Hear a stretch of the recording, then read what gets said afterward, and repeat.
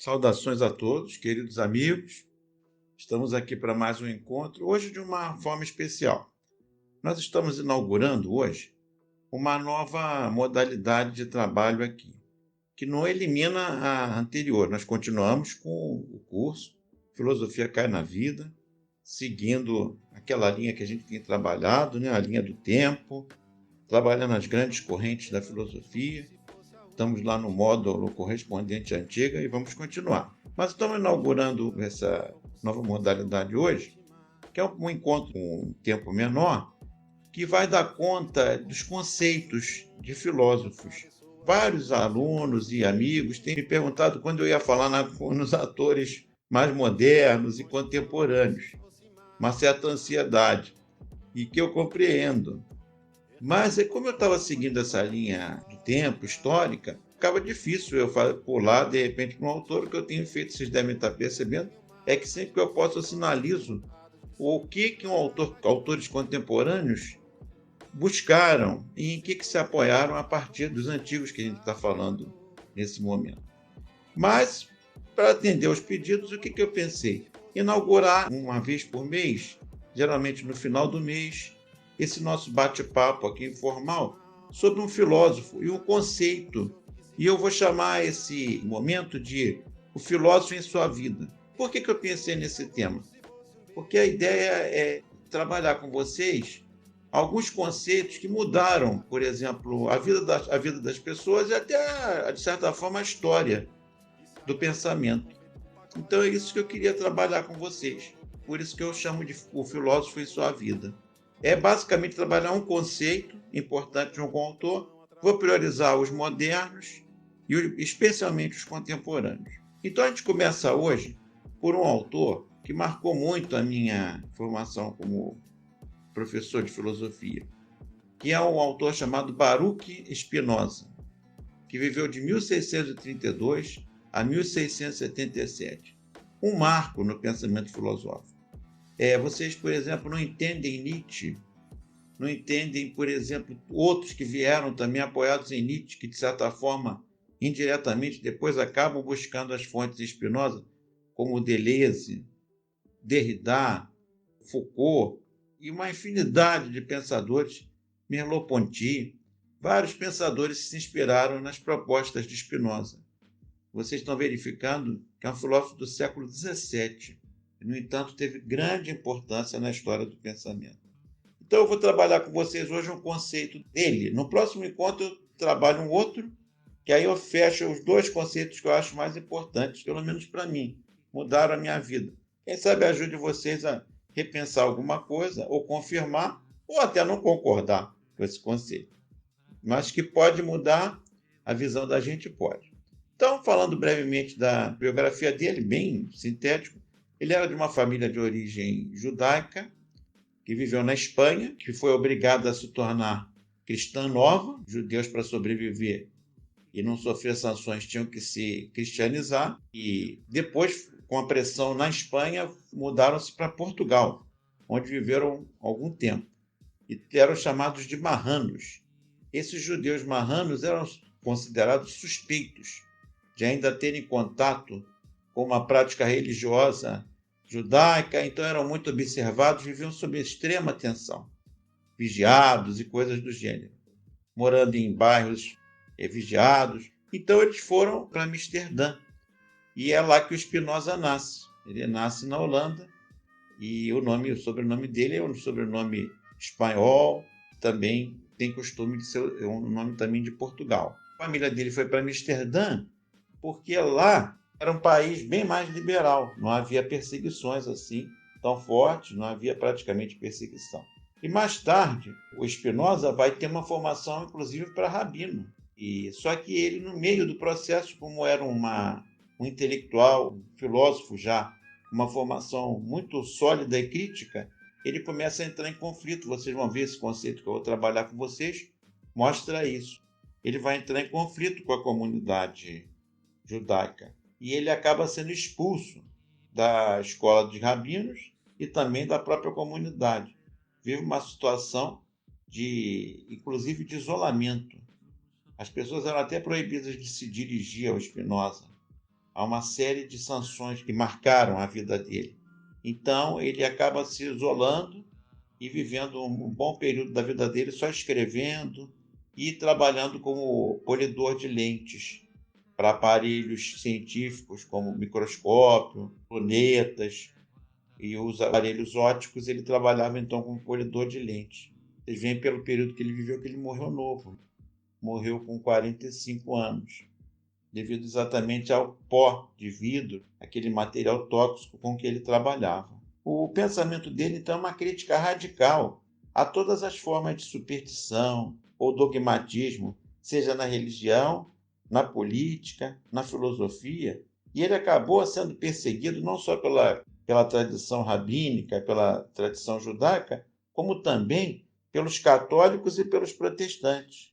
Por isso que ele foi ficando cada vez mais isolado, porque exatamente ele mexeu com o poder sacerdotal. E ele mostrou, na sua obra, Tratado Teológico Político, como o poder religioso estava entrelaçado com o poder político. Como é que havia uma troca entre essas autoridades das instituições. Ele, de certa forma, nessa obra, trabalha muito uma visão muito próxima da Xenófanes. Quem viu comigo no Filosofia Cai na Vida, o filósofo pré-socrático Xenófanes, é aquele que falava que o homem cria Deus à sua imagem e semelhança. O homem acaba criando um Deus que tem toda a característica do humano, tem toda a característica do nosso comportamento, e chega a dizer que se os cavalos tivessem braços e pudessem esculpir, esculpiriam deuses na forma de cavalo. O Spinoza, em vários momentos, cita isso. Não propriamente a obra do Xenófanes, mas cita pensamentos muito próximos. Com certeza ele leu Xenófanes ou leu comentadores. E ele fala exatamente isso, que a religião se apropria. Ninguém tem ideia de quem seja Deus. Por que falam de um Deus dessa maneira? Qual a autoridade das Escrituras? Ele chega a questionar isso. Até que ponto essas Escrituras não foram adulteradas diante de um poder tão corrupto, religioso e político, que se locupletavam naquele momento. Então, Spinoza se colocou em choque com esses grupos hegemônicos do poder religioso e político. E ele começa, então, a elaborar esse conceito que eu vou trabalhar com vocês aqui. Quem é esse? Quem é Deus? O que é isso? Que é a nossa fonte de criação? De onde a gente veio? O que é exatamente isso? E ele foi extremamente brilhante, inspirado também por outro que foi muito perseguido, outro grande filósofo, que é o Giordano Bruno, que trabalhou a ideia de que Deus era o próprio universo e que o universo é algo infinito, está em expansão. O Spinoza vai se inspirar muito no Giordano Bruno e vai trabalhar a seguinte crítica. Por que a gente diz que precisa existir um Deus? Primeiro, por que tem tido uma criação? Olha que pergunta interessante que ele faz. Por que tem que ser sido um Deus que criou? Por que ele tem que ter criado? Por que ele é transcendente? Por que ele é onipotente? Por que ele é eterno? Por que ele é infinito? Por que ele é legislador? Por que ele funciona como um juiz? Então, gente, vejam bem, ele... Não quero aqui que vocês pensem que eu estou querendo colocar quem é aqui de alguma religião em xeque, mas eu estou reproduzindo esse pensamento. Esse pensamento me afetou muito, porque para mim estava tudo, eu fui criado na tradição cristã, estava tudo organizadinho, na tradição católica que eu fui, tudo organizadinho, parecia até que o céu tinha compartimentos, para onde iam as pessoas, tinha o inferno, tinha tudo. Quando eu li pela primeira vez esse texto, eu fiquei pensando, poxa, será que é assim mesmo? Precisa ter essa estrutura toda? Até que ponto a gente não está fazendo o que o Xenófanes fez, arrumando tudo nos quartos e com a mentalidade do homem, um Deus no formato de homem, né? Como diria depois o Voltaire mais tarde, Deus criou o homem à sua imagem e semelhança. O homem pagou com a mesma moeda. Então vocês verificam que o Spinoza está jogando aqui uma semente de crítica. E essa crítica do transcendente, do onipotente, do eterno, do criador, do legislador, se expressava na política. Porque os políticos, abençoados pelas autoridades religiosas, acabavam tendo autoridade para também serem onipotentes, que não erravam, legislavam na causa própria. E o Spinoza vai dizer, isso afeta também na política, na educação, na religião e em todas as instituições. Esse mundo hierárquico, cimentado por essa teologia, em conluio com a política, afeta uma série de perspectivas, como, por exemplo, as institucionais, como uma escola, como a educação. Daí ele tem entrado em conflito com a escola rabínica também, o tipo de formação que havia. Então ele vai dizer, essa forma da gente entender o Criador, na verdade a gente reproduz nas nossas relações sociais, nos considerando sempre criaturas e alguém é o nosso Criador. Alguém que comanda a nossa vida, alguém decide por nós. E ele vai reverter tudo isso, criando o conceito, aqui eu entro no conceito que ele cria, que Deus é substância. Deus é a substância. O que quer dizer substância, Helber? Deus é o todo. Deus é o universo. Aqui ele bate muito bem com o Giordano Bruno e também sabe com quem? Com o pensamento oriental. Você vai no budismo, no taoísmo, no confucionismo e as grandes tradições da Índia, da China, do Japão, você vai verificar que eles não têm uma ideia de Deus como nós temos. Especialmente na China e no Japão, você tem aqueles monges budistas, você pode perguntar a ele quem é Deus, ele não vai dizer que é um homem, que tem um formato tal, que apareceu em tal momento. Eles falam no nirvana, eles falam uma grande paz, numa energia criadora, no universo. Cada um vai falar de uma maneira, mas não está centrada numa figura, como a nossa teológica, como uma figura de Deus. Então, o Spinoza vai falar que existe uma substância, o universo, é o todo. E como surge tudo? Como surge isso todo? Ele fala, não sei. Se é todo, ele precisa ter surgido?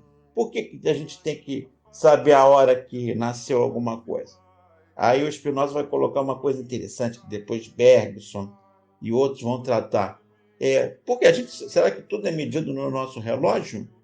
A nossa concepção de tempo, presente, passado e futuro, tudo tem que ser assim? Isso são categorias humanas. Será que o animal sabe o que é o tempo? Uma árvore? O universo sabe o que é o tempo? As coisas? Então, o Spinoza colocou tudo sob o crivo da dúvida. Então, para ele não há criação, porque se o universo é a substância, se a gente pode chamar que o que a gente chamava de Deus é a substância, é o todo, então tudo sempre existiu. E aí, mas onde é que entramos nós? Aí ele vai dizer, nós somos modos da substância. Os modos são modificações da substância. Não se sabe qual o motivo, a substância vai se desdobrando. A substância vai se movimentando. E aparece ali uma árvore, aparece aqui um vulcão, aparece ali o mar. Outras coisas aparecem de um jeito, depois vão se modificando e se tornam outras. É uma grande multiplicidade, uma diferenciação infinita que parte da substância e todas as coisas que emergem, que pululam, são como se fossem uma manifestação do modo. São como se fossem, não, são o modo. No fundo, todos nós somos modos da substância. E ele vai usar o nome para demarcar isso, ele vai chamar a substância natura naturante. E nós, os modos, somos natura naturada. Repara que interessante, aqui outra implicação. Não há hierarquia, porque nós fazemos parte da natureza naturante. Nós fazemos parte da substância. E eu não sou mais importante que um caqui, ou que um caju, ou que um jabuti. Todos nós somos irmãos, somos modos de expressão da substância. Olha que espetáculo, gente, essa visão dele. Por que ele foi tão perseguido? Aí ele vai dizer, quando essa visão se vislumbra, para você não há mais hierarquias, está tudo sob questão, gênero, não tinha esse termo na época, mas também não tinha classe social, não tinha esses termos, mas a gente pensando hoje, alimentado por essa centelha spinozana, a gente pode falar, pois é, dentro dessa perspectiva, classe, gênero, raça, espécie, tudo isso vai para o espaço. Não há hierarquias, não há religião monopolizadora da verdade. Então, quando eu vi esse conceito de substância, e as implicações que ele traz, aquilo abalou até um pouco a minha fé. Mas hoje eu continuo um cara que acredita. Eu não saberia nem dizer a vocês se eu acredito ainda naquele Deus que eu aprendi, ou se é substância, mas não importa. Sendo Deus ou substância, eu nunca mais tive a mesma visão do mundo que eu passei a ter depois que eu vi Spinoza. Eu melhorei como pessoa religiosa, porque eu fiquei mais ativo. Eu não fico refém de uma pessoa que diz que eu vou para um inferno, ou que eu cometi um pecado, ou que eu devo falar com A ou com B, ou que fulano representa o mal. Na próximo encontro, eu vou fechar esse módulo não, essa palhinha, né, de Spinoza, porque depois na Filosofia Cai na Vida eu vou dar uma aula especial sobre ele, mas você vai verificar que na próxima vez nós vamos falar exatamente da ética que aparece a partir daí, quando ele questiona o conceito de bem, de mal, de pecado. Ele vai questionar isso tudo e vai, inclusive, romper uma outra coisa, e aqui eu encerro, que é derivada desse conceito aqui. Ele rompe com a ideia de que, como não há um plano absoluto, transcendente que paira, não há também uma predominância da alma sobre o corpo. Corpo e alma são uma coisa só. Então, para ele não tem, o meu espírito não vai para o inferno, dependendo do ato que eu fizer. Para ele está tudo junto, corpo e alma. E ele vai, então, entrar em conflito com as três grandes matrizes do dualismo corpo e mente no Ocidente, que são o cristianismo, não o cristianismo do Cristo, mas o cristianismo da Igreja Católica Apostólica, que depois se apropriou do pensamento cristão. Se você pega o Cristo, que a gente vai falar depois também no Filosofia Cai na Vida, o próprio Cristo não fazia tão claramente essa distinção, corpo e alma. Tanto ele que é uma pessoa que ia em banquetes, comia com as pessoas, partilhava os bens, tinha uma espiritualidade terrena, vivia com as pessoas a espiritualidade da carne.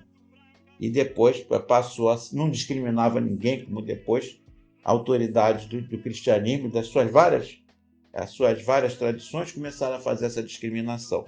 Então o Spinoza vai entrar em conflito com o cristianismo oficial, vai entrar em conflito antes até do cristianismo, depois com o platonismo, que inaugura também esse conflito, corpo e alma, e também com o Descartes, que é praticamente contemporâneo dele, que com o Cogito ergo sum, ele vai dizer que o pensamento é a coisa mais importante, é o que dá base, porque vem de uma alma reflexiva, e o corpo é algo que tem que ser administrado pela mente. O corpo é um péssimo guia para um saber científico, para o método que ele estava criando, né?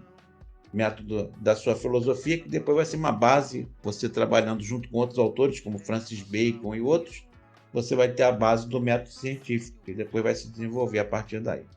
Então é isso que eu queria falar com vocês, registrando, não sei se vão gostar da ideia, depois respondam para a gente aí, se gostaram, trabalhar conceitos que mudaram a vida das pessoas. Eu estou citando alguns que mudaram a minha. Quem sabe esse conceito faz pelo menos você pensar sobre a importância desse autor. Então a gente encerra por aqui, gente. Um grande abraço para todos. Fiquem bem. Um grande abraço.